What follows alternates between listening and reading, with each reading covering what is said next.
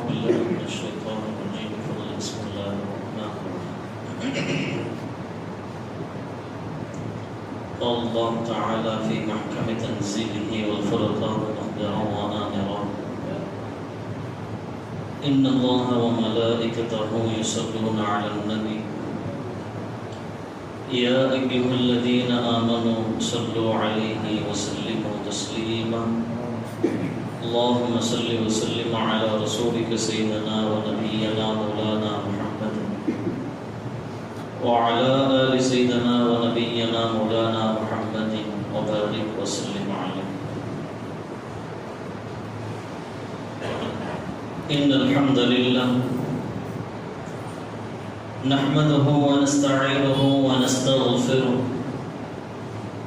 ونعوذ بالله من شرور أنفسنا ومن سيئات أعمالنا من يهده الله فلا مضل له ومن يضلل فلا هادي له ونشهد أن لا إله إلا الله جل على ذكره ونشهد أن محمدا رسول الله صلى الله عليه وسلم عبده وصفيه وخيرته على خلقه وأمينه على وحيه وحفيظه على أمته وعلى من تبعهم بإحسان إلى يوم الدين أما بعد فقد قال جل على في كلامه الأعلى وإذ فرقنا بكم البحر فأنجيناكم وأغرقنا آل فرعون وأنتم تنظرون صدق الله مولانا العظيم.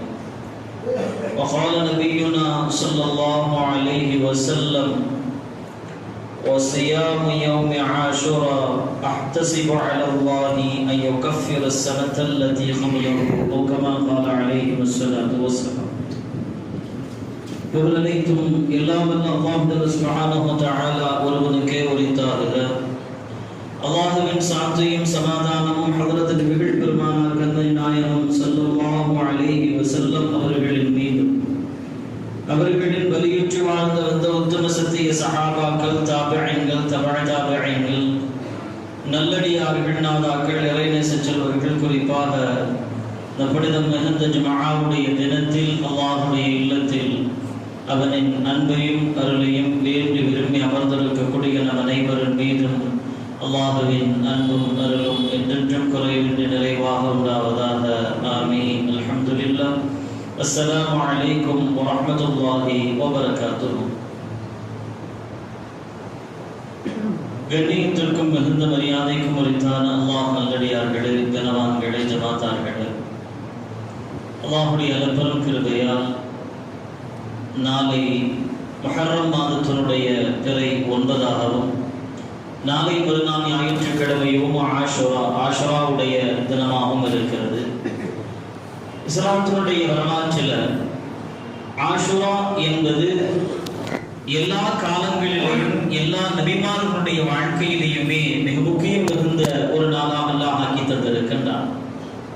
பெருமானார் ஸல்லல்லாஹு அலைஹி வஸல்லம் அவர்கள் ஹிஜ்ரத் செய்து மதீனாவிற்கு வந்ததற்கு பின்பாக மதீனாவுடைய யஹூதிகள் முஹர்ரம் பிறை 10 ஆஷுரா அன்று நோன்பு நோற்றிருந்தார்கள். பெருமானார் ஸல்லல்லாஹு அலைஹி வஸல்லம் அவர்கள் அதற்கான காரணங்களை கேட்டபோது, அல்லாஹ் எங்கள் நபியான மூசாவை ஃபிரௌனிடமிருந்து பாதுகாத்து கொடிய ஃபிரௌனையும் அவனுடைய கூட்டத்தார்களையும் அழித்தனால், எனவே இறைவனுக்கு நன்றி செலுத்தும் முகமாக நாங்கள் ஒவ்வொரு வருடமும் முஹர்ரம் பிறை 10 ஆஷுரா அன்று நாங்கள் நோன்பு வைக்கக்கூடியவர்களாக இருக்கிறோம் என்று சொன்னபோது பெருமானார் ஸல்லல்லாஹு அலைஹி வஸல்லம் அவர்கள் சொன்னார்கள், நஹ்னு அஹக்கும் மின்கும், உங்களை விட அதற்கு உரிமையானவர்கள் தகுதியானவர்கள் நாங்கள் தான்.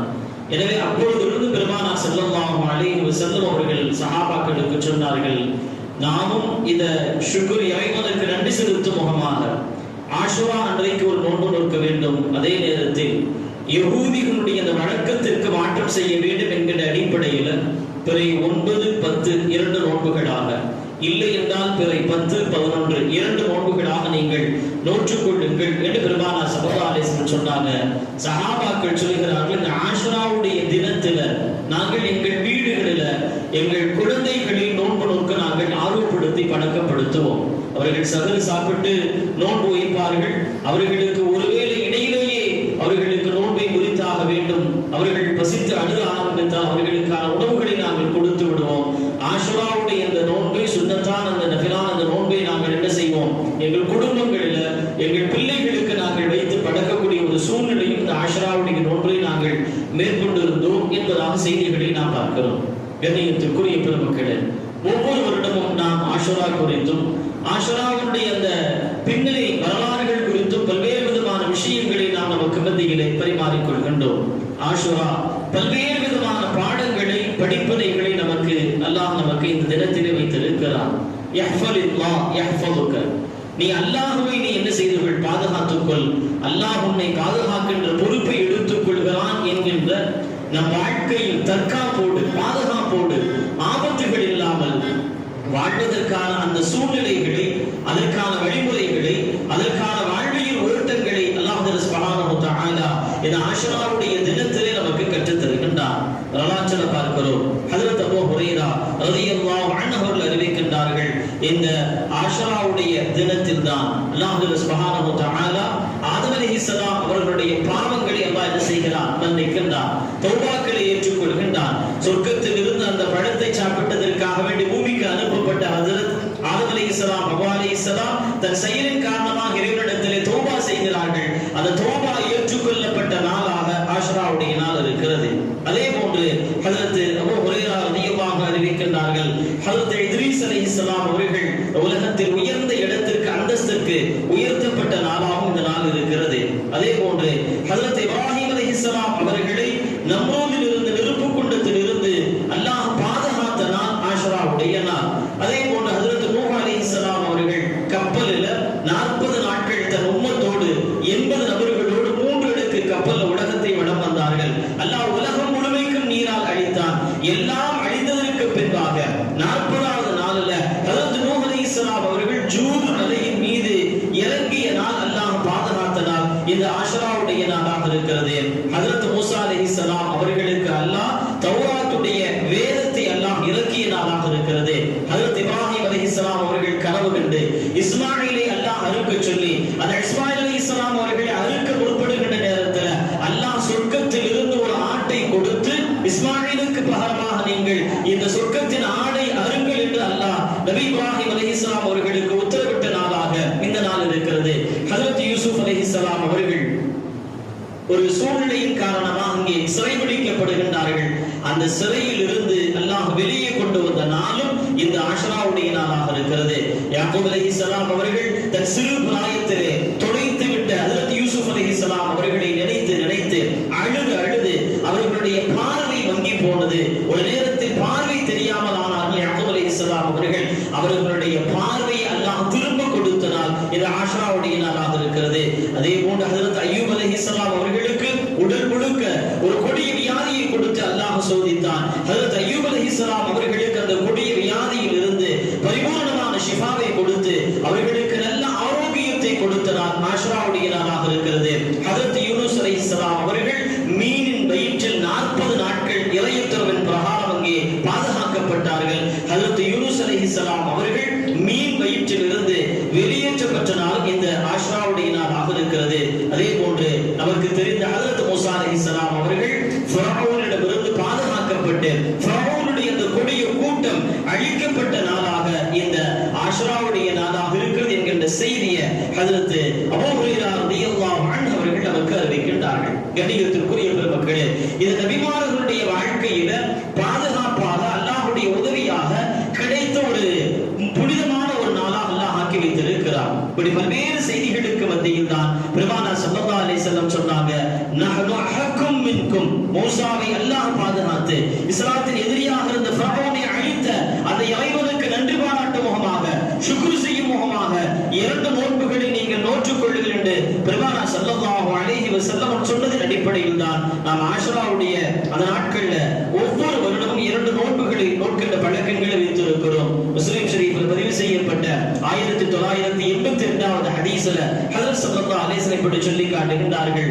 வஸியாமு யௌமி ஆஷுரா, ஆஷுராவுடைய தினத்தில் நோக்கப்படுகிற நோன்பு இருக்கிறது அல்லவா, அஹ்தஸிபு அலல்லாஹ், அல்லாஹ் என்ன செய்கிறான், அயுகஃபிர ஸனத்தல்லதி யக்பலஹு, ஆஷுராவிற்கு முன்னுண்டான ஒரு வருடத்தினுடைய சிறிய பாவங்களை அல்லாஹ் முழுமையாக மன்னிக்கிறான் என்றார்கள் ஸல்லல்லாஹு அலைஹி வஸல்லம் அவர்கள். கண்ணியத்திற்குரிய அல்லாஹ்வியார்களே, ஒன்று சனி அல்லது ஞாயிறு அல்லது திங்கட்கிழமைகள்ல 2 நோன்புகளை நோற்று அல்லாஹ் இந்த ஆஷுராவுடைய நோன்பின் கூலியாக எவற்றை தருகிறானோ அதை நிறைவாக பெறுகின்ற நல்ல மக்களாக அல்லாஹ் நம்மையும் நம் குடும்பத்தார்கள் ஆக்கில் புரிவானாக. அதே போன்று ஆஷுராவுடைய பாடமாக படிப்படையாக நம் வாழ்க்கைக்கு அல்லாஹ் எதை உணர்த்த வைக்கின்றானோ அவைகளை முழுமையாக புரிந்து நடக்கிற நல்ல மக்களாக அல்லாஹ் நம்மை ஆக்கில் புரிவானாக. கண்ணியத்திற்குரிய பெருமக்களே, இந்த உலகத்துல நாம் நம்முடைய உயிரை, நம்முடைய உடைமைகளை பாதுகாப்பதற்கு பல்வேறு விதமான முறைகளை நாம் பின்பற்றுகின்றோம். ஆனால் இறைவனுடைய பாதுகாப்பு மட்டும்தான் முழுமையானது.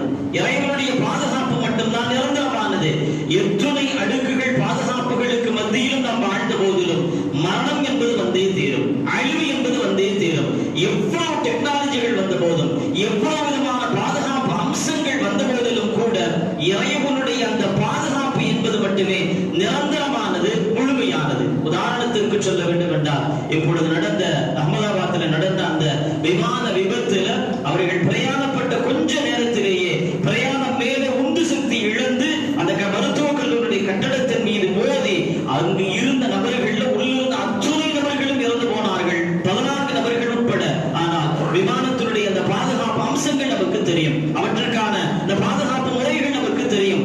விமானம் கிளம்புவதற்கு முன்பாக விமானிகள் அங்கே அமர்ந்து அந்த ஏர்போர்ஸ் நமக்கு என்ன செய்வாங்க, எப்படி எல்லாம் ஒரு சூழ்நிலை வந்தால் நீங்கள் என்ன செய்யணும், உங்களை தற்காத்துக் கொள்ளும் என்கின்ற அந்த தற்காப்பு செயல்முறைகள் அங்கே பிராக்டிகலாக நமக்கு செய்து காட்டப்படும். அதற்கு பின்பாக என்ன செய்யும், விமானம் கிளம்பும் என்பதாக நாம் பார்க்கிறோம். ஆனால் அல்லாஹ்வுடைய முழுமையான பாதுகாப்பு மட்டும்தான் இறைவனை எந்த சூழ்நிலையிலும் பாதுகாக்க முடியும். அப்படி இருக்கிற அந்த சூழ்நிலையில எல்லா மனிதர்களும் இறந்து போனார்கள், ஆனால் ஒருவர் மட்டும் உயிரோடு வந்ததை நாம் பார்க்கிறோம்.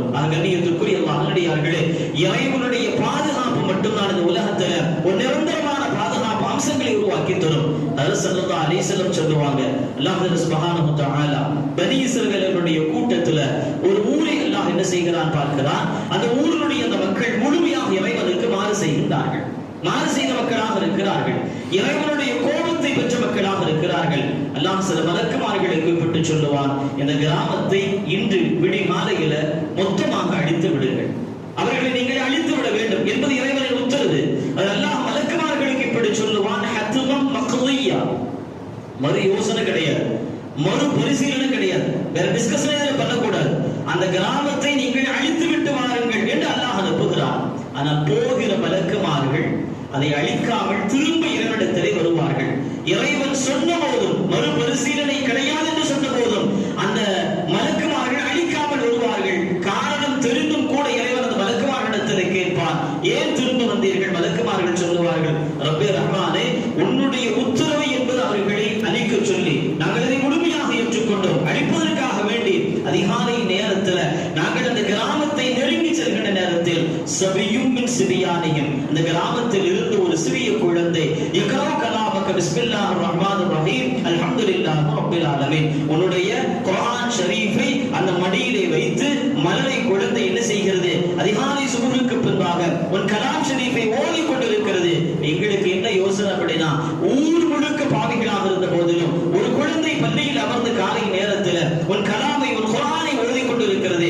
இந்த ஒரு குழந்தைக்காகவாவது அவர்களை நீ அழிக்காமல் விட்டுவிடலாமே என்கின்ற ஒரு யோசனை. எனவே உன்னிடத்தில் திருமதை நாங்கள் மறுபரிசீலனை செய்வதற்காக வேண்டி வந்தோம் என்று சொன்ன போது அல்லாஹ் சொல்லி காட்டுகிறார், உங்களை சாட்சியாக வைத்து நான் சொல்கிறேன், அந்த குழந்தைக்காகவும் குழந்தை ஓதுகின்ற அந்த குர்ஆனுக்காகவும் அந்த ஒட்டுமொத்த கிராமத்தை நீங்கள் 40 ஆண்டுகள் நீங்கள் அழிக்காமல் விடும் என்பதாக அல்லாஹ் சொல்கிறார். கண்ணியத்திற்குரிய பெருமக்களே, உலகத்தில் எவ்வளவு பெரிய பாதுகாப்பு என்பது இறைவன் தான் தர முடியும். இன்றைக்கு நாம் பார்க்கிறோம், நிலநடுக்கத்தை முன்கூட்டியே அறிவிப்பதற்கான கருவிகள் உலகத்தின் எல்லா நாடுகளிலும் இருக்கிறது. சுனாமியை முன்கூட்டி அறிவிப்பதற்கான கருவிகள் உலகத்தின் எல்லா நாடுகளிலும் இருக்கிறது. செசிமோகிராபிக் என்று சொல்லுவார்கள். இந்த செசிமோகிராபிக் கருவி என்பது நிலநடுக்கம் வருவதற்கு முன்பாக அதற்கான சாத்தியக்கூறுகளை அறிவித்துவிடும். கடலில் நிலநடுக்கம் ஏற்பட்டு சுனாமி பேரலைகளின் மூலமாக ஏற்படுகின்ற பாதிப்புகளுக்கு முன்பாக செசிமோகிராபிக் என்ற அந்த கருவி என்ன செய்துவிடும், மனிதனுக்கு அவற்றை நிறுவிய அறிஞர்களுக்கு அதற்கான அந்த எச்சரிக்கை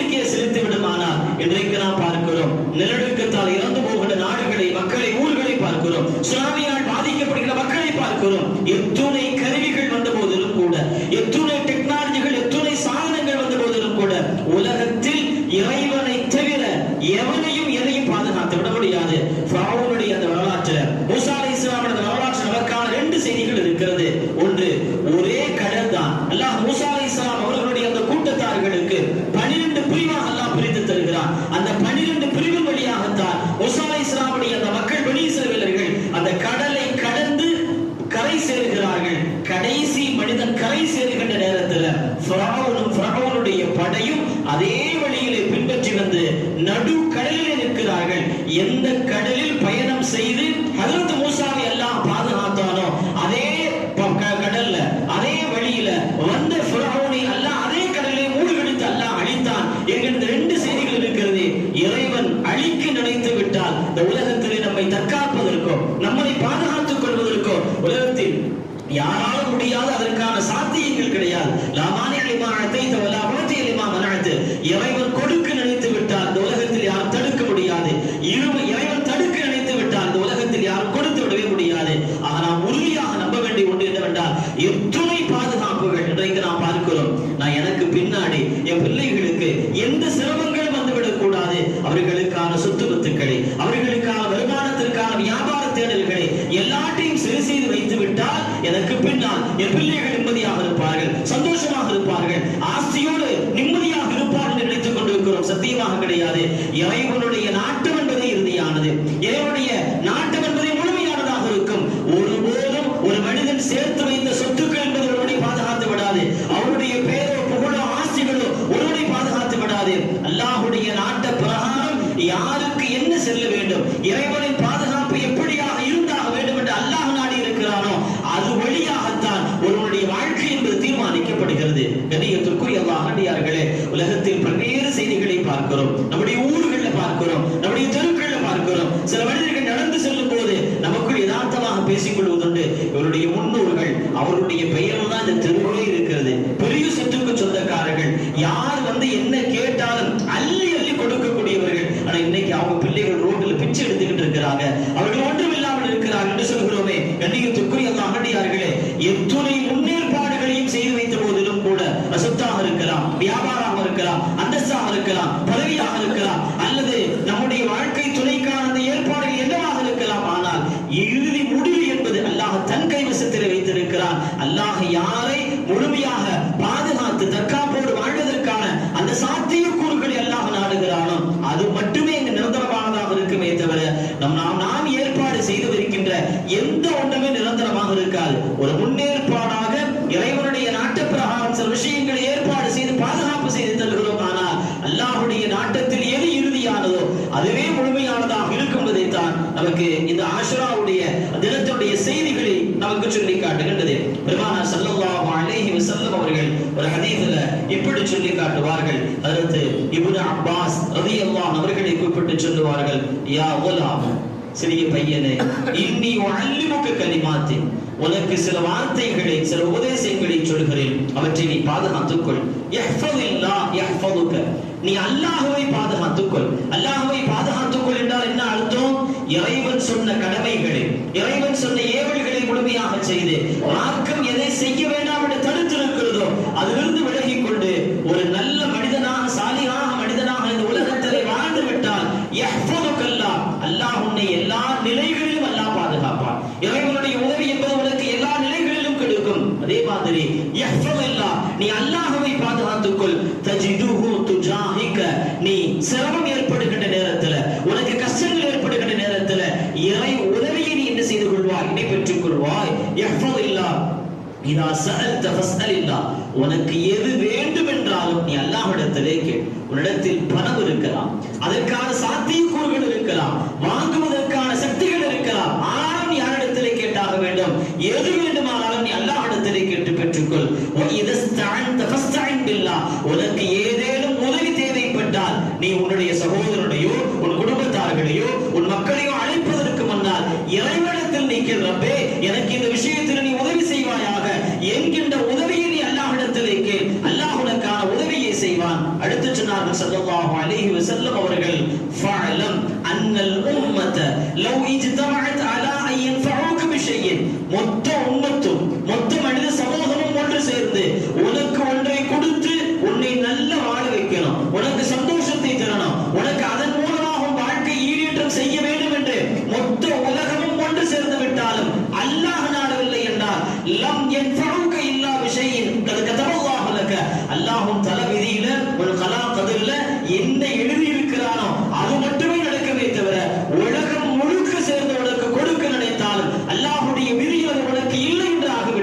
நீ அந்த வாழ்க்கையை நீ அடையவே முடியாது என்றார்கள் ஸல்லல்லாஹு அலைஹி வஸல்லம். அதே மாதிரி உனக்கு ஏதேனும் தீங்கு செய்யணும், உனக்கு இடையூறு செய்யணும், உன்னை வாழவே விடக்கூடாது, உனக்கு நிம்மதியாக ஒரு சூழ்நிலை இந்த உலகத்துல நீ இருந்தவே கூடாது, உன் வியாபாரத்தை ஒன்று கொள்ளாமல் ஆக்க வேண்டும், உன்னை கேவலப்படுத்த வேண்டும், உன்னை அசிங்கப்படுத்த வேண்டும் என்று இந்த உலகத்தின் ஒட்டுமொத்த மனித சமூகமும் ஒன்று சேர்ந்தாலும் கூட இல்லா விஷயம் கதபல்லாஹு அலைக, அல்லாஹ்வுடைய நாட்டத்தில் அது உனக்கு இல்லை என்றால் உலகமே சேர்ந்தாலும் உன்னை யாரும் கேவலப்படுத்த விட முடியாது, உன்னை அசிங்கப்படுத்த விட முடியாது, உன் நிம்மதியை கடுகளவு குறைத்து விட முடியாது சொல்லிட்டு பெருமானார் ஸல்லல்லாஹு அலைஹி வஸல்லம் காட்டினார்கள். உனக்கு என்ன அல்லாஹ் எழுதி வைத்திருக்கிறானோ அது மட்டுமே நிரந்தரமானது. யார் நினைத்தாலும் உனக்கு ஒன்றை கொடுத்து விடவும் முடியாது, ஒன்றை குறைத்து விடவும் முடியாது என்றார்கள் ஸல்லல்லாஹு அலைஹி வஸல்லம் அவர்கள். கண்ணியத்துக்குரிய அல்லாஹ்வுடைய இந்த ஆஷுராவுடைய அந்த தினத்துல நபிமார்களுடைய வாழ்க்கையில் அல்லாஹ் நமக்கு தருகின்ற மிகப்பெரிய செய்தி என்பது இந்த உலகத்தில் தற்காப்பும் பாதுகாப்பும் என்பது அது இறைவன் புறத்திலிருந்து வருகின்ற போது அவைகள் நிரந்தரமாக கிடைக்கும். பத்ர் களத்தில் அந்த யுத்தத்தில் பத்ர் ரமதான் 17 என்று காலை சுபஹுக்கு பின்பாக தொடங்குகின்ற யுத்தத்திற்கு முன்பாக சஹாபாக்களை முஹாஜிரின்களாக அன்சாரிகளாக இரண்டு பக்கம் இரண்டு குருதிகளை நிப்பாட்டி வைத்துவிட்டு போர் தளபதியாக பெருமானார் ஸல்லல்லாஹு அலைஹி வஸல்லம் அவர்கள் போர் வீரர்களான சஹாபாக்களை அணியில் நிப்பாட்டி வைத்துவிட்டு அவர்கள் அடுத்து செய்த காரியம் என்ன? போர் துவங்குவதற்கு முன்பாக அவர்கள் ஒரு மேடையில அபூபக்கர் ரலியல்லாஹு அன்ஹு முன்பாக கிப்லாவை முன்னோக்கி சஜ்தாவிலே கிடந்து ஹஜ்ரத் ஸல்லல்லாஹு அலைஹி வஸல்லம் துஆ செஞ்சாங்க. ரப்பே, இந்த சிறிய கூட்டம் இன்று வெற்றி பெறவில்லை என்றால் இதற்கு பின்பாக உன்னை வழங்குவதற்கு இந்த உலகத்தில் யாரும் இருக்க மாட்டார்கள், எனவே நீ உதவி செய்தாக வேண்டும் என்று அல்லாஹ்விடத்தில் கேட்டார்கள். போருக்கான ஆயத்தங்கள் இருந்த போதிலும் போர்க்களத்திலே போராளிகளாக சஹாபாக்கள் நின்ற போதிலும் கூட ஹஜ்ரத் ஸல்லல்லாஹு அலைஹி வஸல்லம் அவர்கள் போர் துவங்குவதற்கு முன்பாக உனக்கு உலகத்தில் எந்த உதவி வேண்டுமானாலும் அந்த உதவிக்கான சாத்தியக்கூறுகள் தேவைகள் சக்திகள் பலம் உன்னிடத்தில் நிறைவாக இருந்த போதிலும் கூட நீ அல்லாஹ்விடத்திலே முதலில் உதவிகள் என்றார்கள் ஸல்லல்லாஹு அலைஹி வஸல்லம். பெருமானார் உதவி கேட்டாங்க, எழுந்திருத்தார்கள், அழுது கொண்டு சஜ்தாவில் இருந்து அல்லது விழுகை செய்து அபூபக்கர் ரலியல்லாஹு ஆறுதல் சொன்னார்கள். நபியே நாயகமே, நீங்கள் கேட்ட துஆ முழுமையாக ஏற்றுக்கொள்ளப்படும், ஒருபோதும் அல்லாஹ் என்ன செய்ய மாட்டான், கேவலப்படுத்த மாட்டான் என்று சொன்னார்கள். பெருமானார் ஸல்லல்லாஹு அலைஹி வஸல்லம் அவர்கள் அழுது கொண்டே எழுந்திருக்கிறார்கள். அபூபக்கர் ரலியல்லாஹு இந்த ஆறுதல் வார்த்தைகளை கேட்டுக்கொண்டே எழுந்திருக்கிறார்கள்.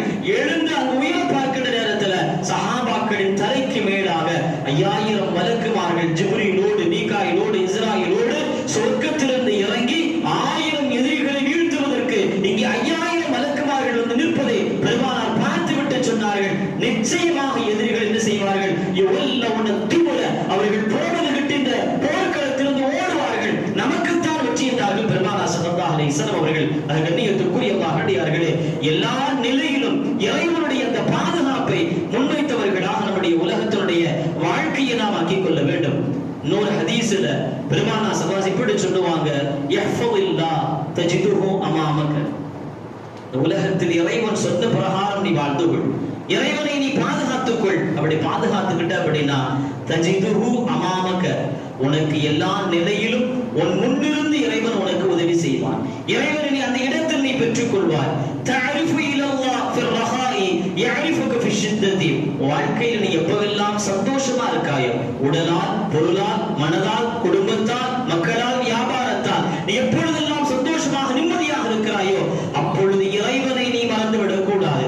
இறைவனை நினைத்து நீ வாழ்ந்துகள். அப்படி வாழ்ந்து விட்டால் ஒரு நேரம் உனக்கு சிரமம் வந்து விட்டால், உனக்கு கஷ்டம் வந்து விட்டால், உனக்கு நட்டம் ஏற்பட்டு விட்டால் இறைவன் அப்பொழுது உன் முன்னால் வந்து உனக்கு உதவி செய்வான். நீ நன்றாக இருந்த நேரத்தில் இறைவனை மறக்காமல் வாழ்ந்து விட்டால் உனக்கு கஷ்டம் சிரமம் என்று வருகின்ற பொழுது இறைவனுடைய உதவி என்பது உனக்கு என்ன செய்யும், நேரடியாக கிடைக்கும் என்றார்கள் ஸல்லல்லாஹு அலைஹி வஸல்லம் அவர்கள். அதே மாதிரி ஃபஅலம் அன்னன் நஸ்ர மஅஸ் ஸப்ரி, இந்த உலகத்தில் இறைவனுடைய உதவி என்பது எப்பொழுது கிடைக்கும் என்றால் நீ சந்தோஷமாக இருந்த போதிலும் சரி, சிரமத்தோடு இருந்த போதிலும் சரி, எந்த இடத்திலும் யாரிடத்திலும் பிளம்பி விட வேண்டாம்.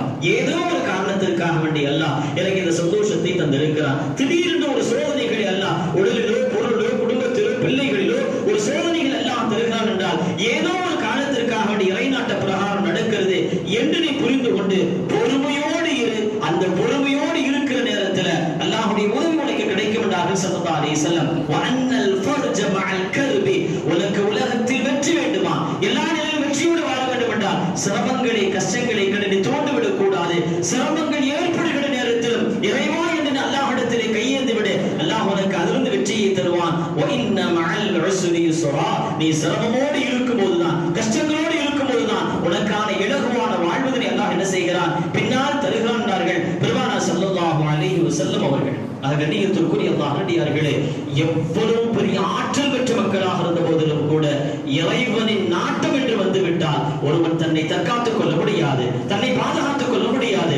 அவருக்கு உடல்ல எந்த நோயுமே இல்லைங்க, அவருக்கு பிபி இல்ல, பிளட் பிரஷர் இல்ல, சுகர் இல்ல, காலையில 2 மணி நேரம் வாக்கிங் போறாரு, எல்லாமே நல்லா தான் இருந்துச்சு. காலையில சுபுகளை பார்த்தேன், திடீர்னு பார்த்தா இஸ்ராக்ல தகவல் வருது, ஆள் இறந்துட்டாலும் தகவல் வருது, உடல்ல எந்த நோயுமே இல்ல. கண்ணியத்திற்குரிய அல்லாஹ்வியார்களே, ஒருவனை பாதுகாப்பதற்கும் ஒருவனை இல்லாமல் ஆக்குவதற்கும் இது நமக்கு உலக ரீதியாக நமக்கு சொல்லப்படுகின்ற காரணிகள். ஆனால் இறைவன் அழிக்க நினைத்து விட்டால் யாரையும் அல்லாஹ் தூக்கி விடலாம். நோயாளியாகவே இருந்தாலும் அவனை என்ன செய்யலாம், அல்லாஹ் 100 வயது வரைக்கும் அல்லாஹ் பாதுகாக்கலாம். ஒன்றுமே இல்லாமல் இளம் வயதாக வாலிபமாக இருக்கிற நேரத்தில் அல்லாஹ்வுடைய நாட்டம் என்று வந்து விட்டால் யாரும் இந்த உலகத்திலிருந்து என்ன செய்து விடுவார்கள், அல்லாஹ் இலக்க செய்து விடுவான். கண்ணியத்திற்குரிய அல்லாஹ்வியார்களே, ஆஷுராவுடைய தினத்தில் நாம் விளங்க வேண்டிய செய்தி என்பது எதை